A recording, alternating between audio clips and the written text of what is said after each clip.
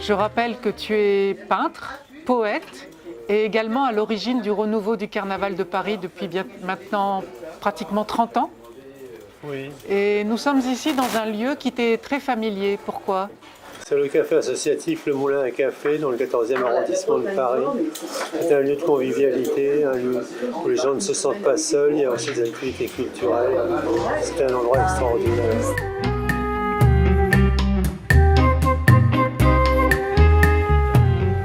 Comment diffuses-tu tes poèmes?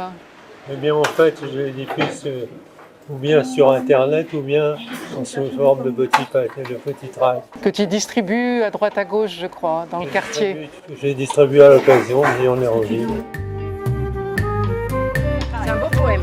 Franchement, La plupart du temps, la réaction est positive. Je pense qu'il y a beaucoup d'attentes de poésie dans notre société et ça fait plaisir à beaucoup de gens. Tu as une histoire familiale bien particulière. Ta famille est arrivée de Russie au moment de la révolution bolchevique. Oui, c'est-à-dire que mes parents ont fait partie de l'émigration russe suite à la révolution d'octobre 17, suite à la guerre civile et la famine. Ils se sont connus à Paris, ils se sont mariés à Paris, et ils ont vécu à Paris. Et moi et mes frères et ma soeur et moi, nous sommes nés à Paris.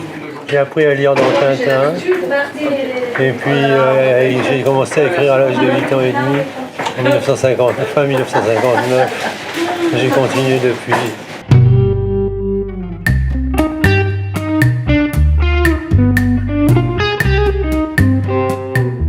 Pourquoi t'es-tu intéressé au Carnaval de Paris? De toute façon, j'aime bien l'histoire et j'aime bien les choses qui ne sont pas conformistes, qui sont un peu surprenantes. Je connaissais l'existence de la promenade du Bœuf Gras à Paris, c'était très bizarre pour une ville qui n'est pas agricole. J'avais vu également parler des centres de la Courtille.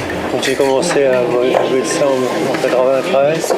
Et puis en fait c'est devenu une passion pour vivre une fête qui avait été oubliée. C'était une très belle fête, très grande, très importante, très joyeuse. Et c'est devenu toute une aventure. Voilà.